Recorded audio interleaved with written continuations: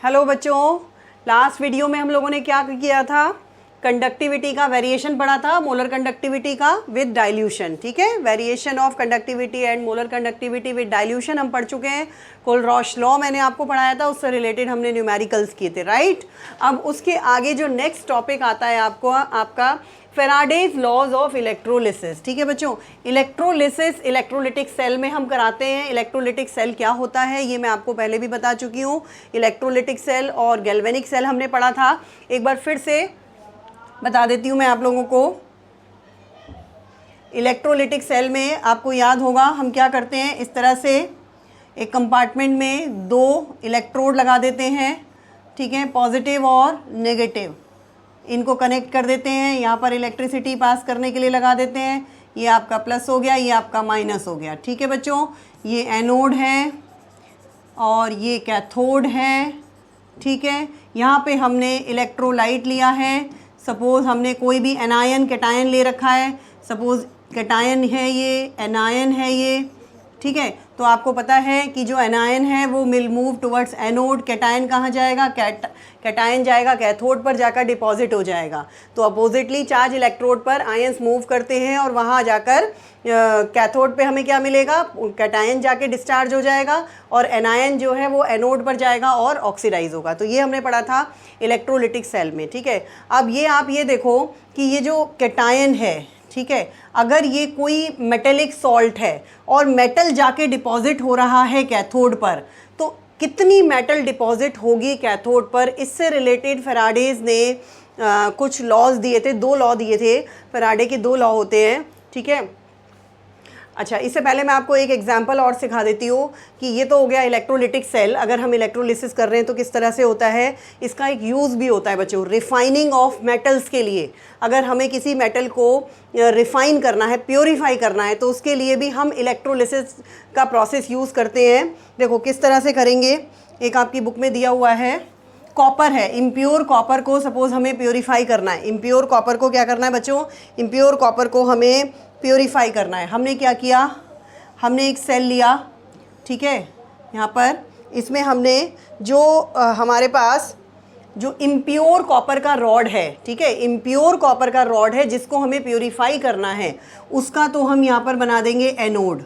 ठीक है, impure copper rod is made anode. ये आपका है इम्प्योर कॉपर रॉड। ठीक है बच्चों, इसको हमें प्योरीफाई करना है। और एक प्योर कॉपर का रॉड लेंगे जिसका बना देंगे हम कैथोड। ये हमारा प्योर कॉपर हो जाएगा। ठीक है, इन्हें दोनों को हमने कनेक्ट कर दिया।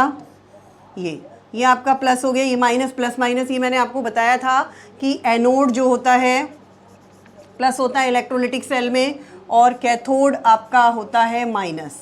ठीक, यहाँ पर हमने इलेक्ट्रोलाइट ले लिया, यहाँ पे हमने कोई इलेक्ट्रोलाइट ले लिया। अब क्या होगा बच्चों, एनोड पर, क्योंकि हमें पता है कि एनोड पर ऑक्सीडेशन होता है। ठीक है, तो एनोड पर यहाँ क्या रिएक्शन होगी, एनोड पर क्या रिएक्शन होगी, एनोड पर ऑक्सीडेशन होगा। ये जो इम्प्योर मेटल का रॉड है, इसमें से प्योर कॉपर के एटम्स ऑक्सीडाइज होंगे। ठीक है, क्योंकि ऑक्सीडेशन होगा तो ऑक्सीडेशन हो जाएगा इनका कॉपर के एटम्स का, इम्प्योरिटीज़ यहीं पे रहेंगी और कॉपर के एटम्स ऑक्सीडाइज होंगे, कॉपर आयंस बनाएंगे। वो कॉपर आयंस यहाँ आएंगे सॉल्यूशन में।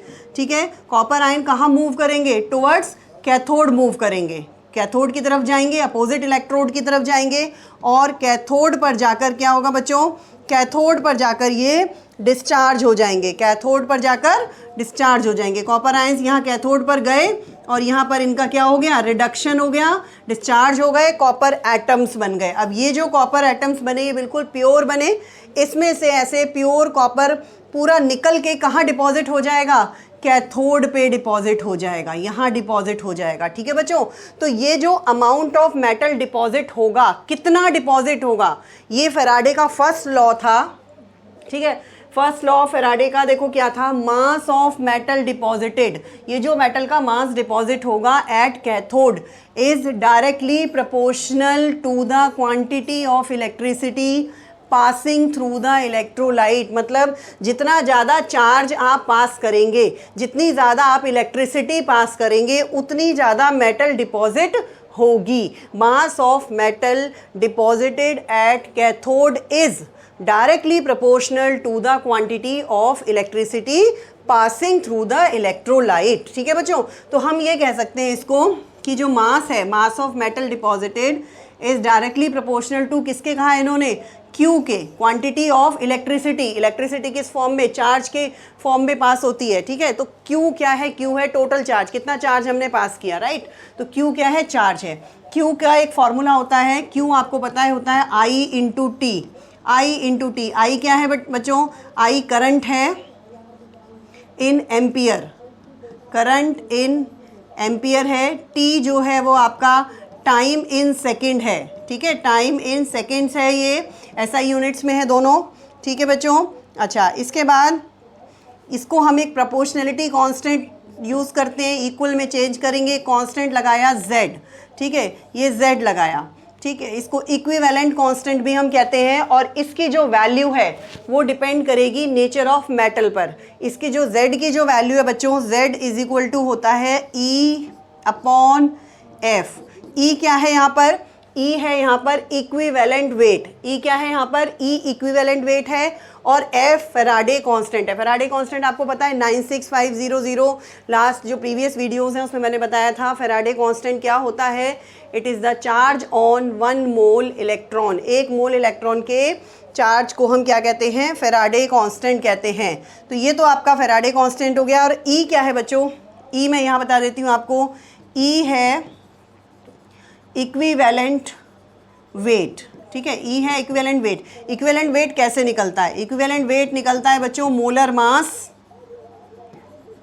Molar mass upon N। N क्या है, नंबर ऑफ इलेक्ट्रॉन ट्रांसफर्ड। वैसे तो ये एसिड, बेस, सॉल्ट्स, ठीक है, आयंस, उनके केस में अलग अलग तरीके से हम निकालते हैं इक्विवेलेंट मास। जैसे अगर एसिड का निकालते हो तो बेसिसिटी से डिवाइड करते हैं मोलर मास को। अगर हम किसी बेस का निकालते हैं तो एसिडिटी से डिवाइड करते हैं, एसिड का निकालते हैं तो बेसिसिटी से डिवाइड करते हैं, किसी आयन का निकाल रहे हैं तो चार्ज से डिवाइड करते हैं। ठीक है, तो यहाँ पर क्या है, आयन है तो हम मोलर मास को डिवाइड करेंगे नंबर ऑफ इलेक्ट्रॉन ट्रांसफर्ड, कितना चार्ज है। ठीक है, जैसे कॉपर पर कितना चार्ज आ रहा है, +2, तो यहाँ पर आप 2 से डिवाइड करोगे मोलर मास को इसके। ठीक है, तो E आ गया आपका molar mass upon N।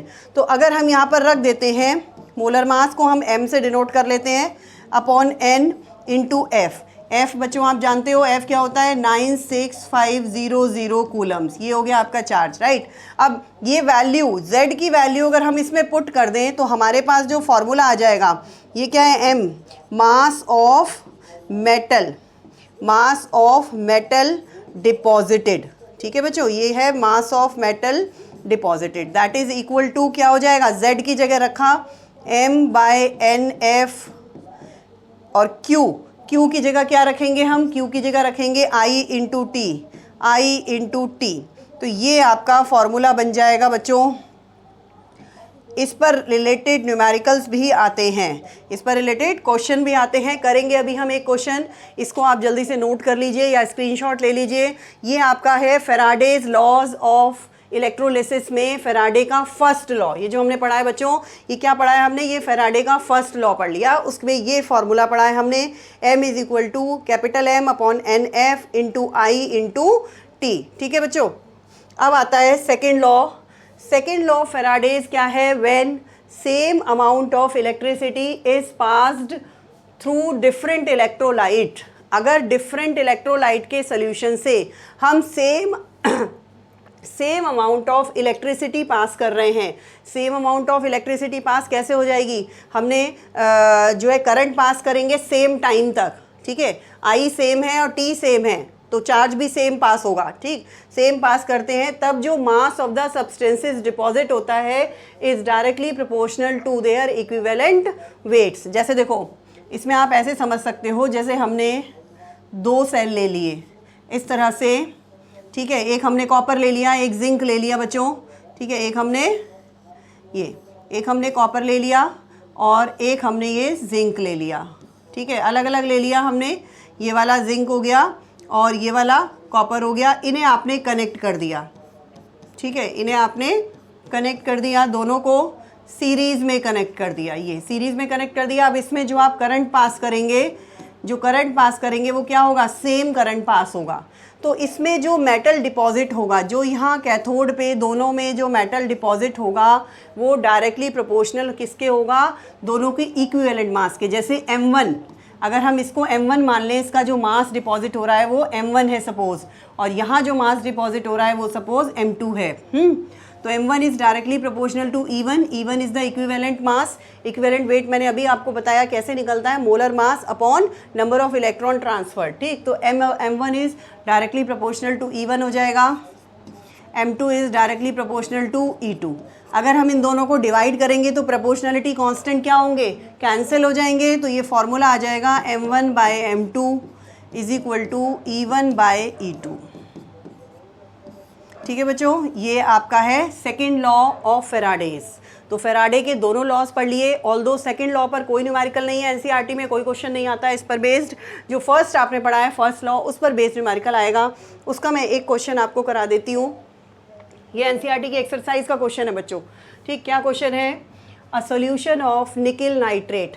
Nickel nitrate का सॉल्यूशन है, is electrolysed between platinum electrode, platinum के इलेक्ट्रोड लगा रखे हैं, इनर्ट इलेक्ट्रोड लगा रखे हैं, और जो इलेक्ट्रोलाइट ले रखा है वो हमने निकिल नाइट्रेट का ले रखा है। ठीक है, अच्छा, using a current of 5 ampere. Current कितना पास किया है, 5 एम्पियर, यानी कि आई की जो वैल्यू है वो है आपकी 5 एम्पियर। ठीक है,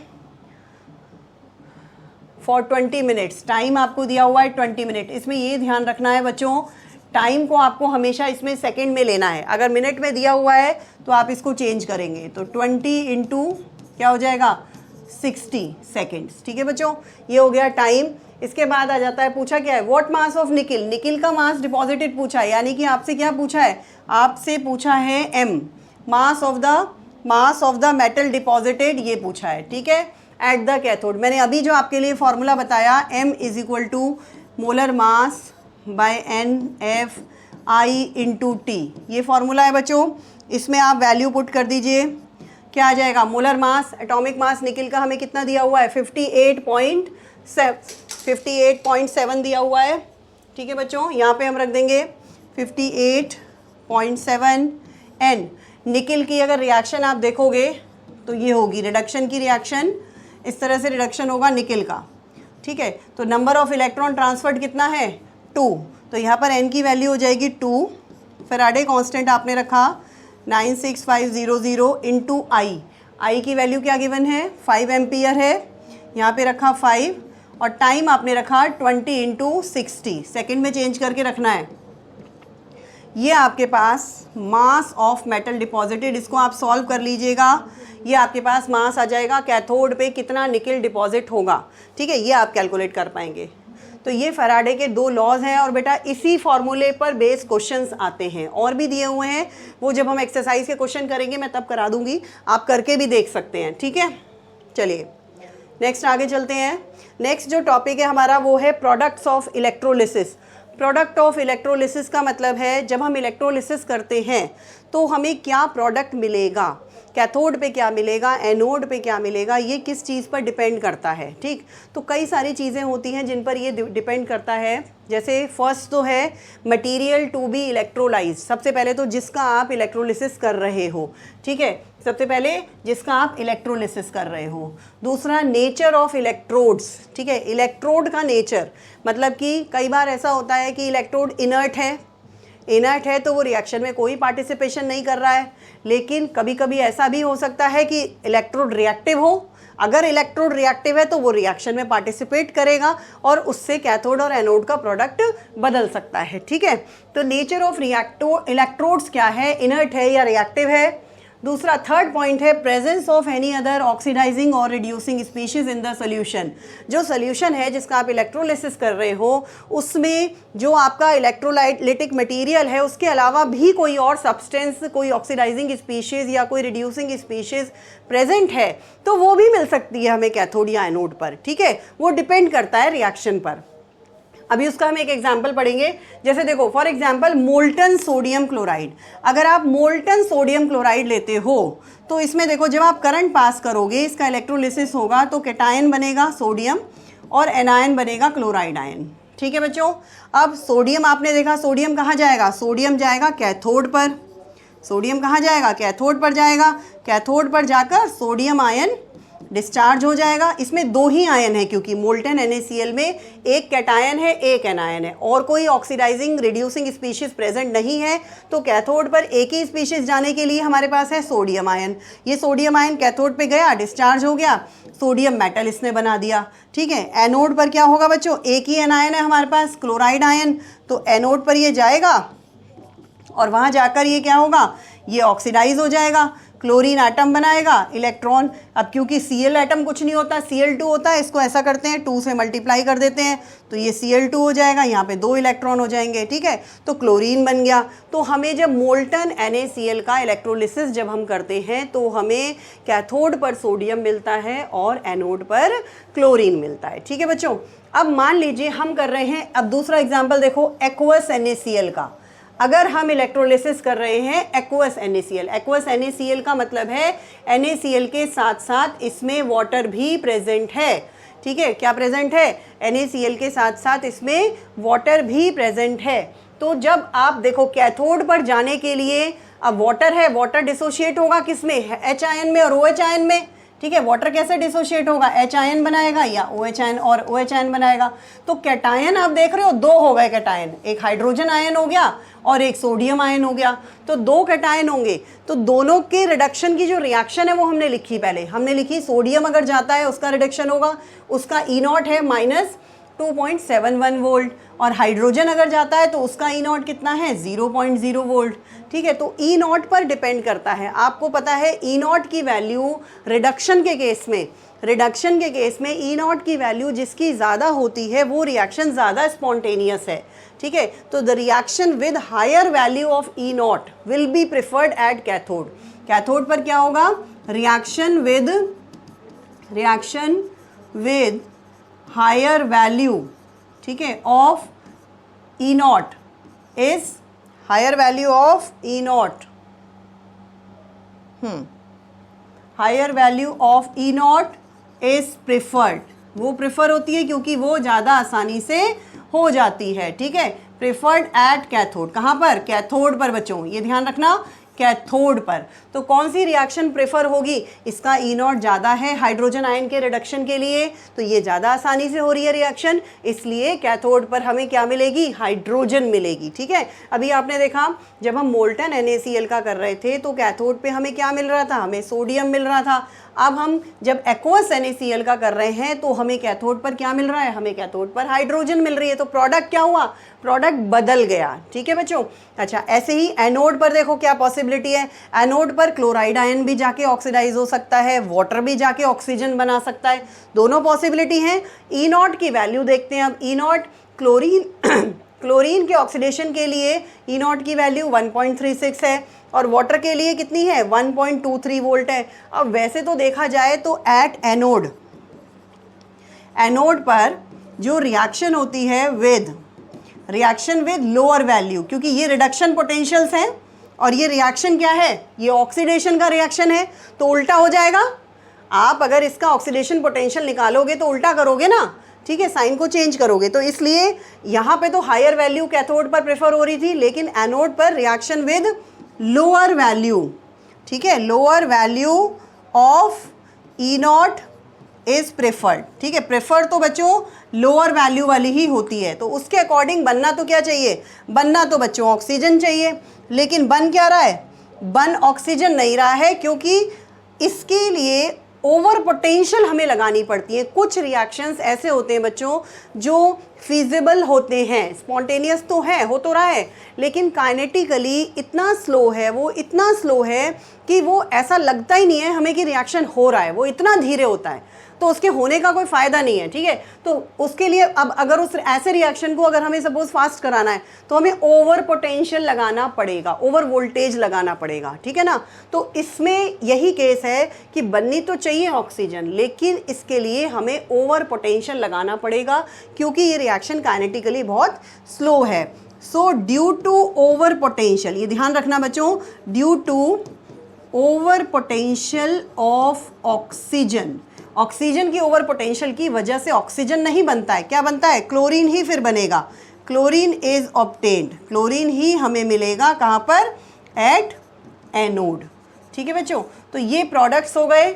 अगर हम मोल्टन सोडियम क्लोराइड का कर रहे हैं तो कैथोड पे सोडियम और एनोड पे क्लोरीन बन रहा है। अगर हम एक्वस सोडियम क्लोराइड का कर रहे हैं तो कैथोड पे हाइड्रोजन और एनोड पर क्लोरीन बन रहा है। यानी एनोड पे दोनों का प्रोडक्ट सेम है, कैथोड का प्रोडक्ट चेंज हो जाता है। मोल्टन में सोडियम बनेगा और एक्वस में हाइड्रोजन बनेगा। ठीक है बच्चों, इसका आप स्क्रीनशॉट ले लीजिए। ये आपकी बुक में एनसीईआरटी में यही वाला एग्जाम्पल दिया हुआ है, इससे रिलेटेड क्वेश्चन भी एग्जाम में आता है। एक एग्जाम्पल और है, वो मैं अभी कराती हूँ आपको। हो गया, चलिए देखिए नेक्स्ट है डाइल्यूट H2SO4 और कंसंट्रेटेड H2SO4। अगर हम डाइल्यूट का करते हैं बच्चों, तो डाइल्यूट के केस में देखो हाइड्रोजन आयन है हमारे पास कैटायन, सल्फेट आयन है हमारे पास एनायन, और एक वाटर भी है एनायन जिससे ऑक्सीजन बन सकती है। तो ये तीन चीज़ें हो गई कैटायन और दो एनायनिक बनाने के लिए। अब कैथोड पे जाने के लिए तो एक ही कैटायन है हमारे पास हाइड्रोजन, वाटर भी टूटेगा तो हाइड्रोजन आयन ही बनाएगा। तो कैथोड पर तो हमेशा हाइड्रोजन बनेगी, चाहे आप डाइल्यूट लें चाहे आप कंसंट्रेटेड लें। कैथोड पे दोनों ही केस में क्या बनेगी, हाइड्रोजन बनेगी, क्योंकि हाइड्रोजन आयन ही वहाँ पर एक प्रेजेंट है कैटायन। ठीक है, अब एनायन के केस में अगर सल्फेट जाता है तो H2OH2- डाइसल्फेट आयन बनता है, और अगर वाटर जाता है तो ऑक्सीजन मिलती है। ठीक है, दो पॉसिबिलिटी है एनायन के लिए हमारे पास एनोड पर जाने के लिए। अब कौन सी होगी, देखो जब डाइल्यूट का करते हैं बच्चों तो ये वाली रिएक्शन प्रेफर होती है। ठीक, आपने पढ़ा है इसमें, देखो ये रिएक्शन है ऑक्सीजन के लिए, इसके लिए E0 की वैल्यू क्या है 1.23, और इसके लिए E0 की वैल्यू सल्फेट के लिए क्या है 1.96। तो अभी मैंने आपको बताया एट एनोड, एनोड पर, यहाँ पर अभी बताया था मैंने, एनोड पर बच्चों रिएक्शन में lower value of E0 is preferred. जिसके लिए E0 वैल्यू कम है वो रिएक्शन प्रेफर होगी। ठीक है, तो यहाँ पर लोअर वैल्यू किसके लिए है, इसके लिए, तो ये वाली रिएक्शन प्रेफर होती है और ऑक्सीजन बनता है इसमें एनोड पर। तो डाइल्यूट के केस में कैथोड पे हाइड्रोजन बनेगा और एनोड पर ऑक्सीजन बनेगी। लेकिन जब कंसंट्रेटेड H2SO4 है तो कंसंट्रेटेड H2SO4 में वाटर तो है ही नहीं। कंसंट्रेटेड का मतलब यही है ना कि वाटर बहुत कम है, वाटर नहीं है उसमें। ठीक है, तो दो ही, एक कैटायन है एक एनायन है, वहाँ पर एक कैटायन है हमारा और एक एनायन है, वहाँ पे वाटर की प्रेजेंस ही नहीं है ज़्यादा। तो इसलिए ये तो हमें मिल जाएगा कैथोड पे हाइड्रोजन और एनोड पे हमें ये वाली रिएक्शन मिलेगी और H2OH2- आयन ये बनेगा। तो कंसंट्रेटेड के केस में ये वाली रिएक्शन होगी और डाइल्यूट के केस में ये वाली रिएक्शन होगी। ठीक है बच्चों, तो ये दो केस हैं जो आपको तैयार करने हैं। ओके, ये आपका हो गया प्रोडक्ट ऑफ इलेक्ट्रोलिसिस। अब इसके बाद एक लास्ट टॉपिक है, आज हम इस वीडियो में इतना ही करेंगे बच्चों। ठीक है, काफ़ी हो गया है। आप जितने वीडियोस के लेक्चर्स हैं आप बार बार उनको देखकर रिवाइज करते रहिएगा चैप्टर को। ठीक है, नहीं तो पीछे का भूल जाते हैं, ऐसा होता है, पीछे का फिर याद नहीं रहता। तो आप पीछे के लेक्चर्स भी देखते रहिएगा। आगे एक वीडियो और आएगी बैटरीज, और एक टॉपिक बचा हुआ है जिसमें हम फ्यूल सेल्स और कोरोजन और आपका लेड स्टोरेज बैटरी ये सब हम पढ़ेंगे। तो एक वीडियो में कवर हो जाएगा, ये चैप्टर आपका कंप्लीट हो जाएगा। ठीक है बच्चों, चैनल को सब्सक्राइब कर दीजिए, लाइक और शेयर करिए। Thank you so much for watching.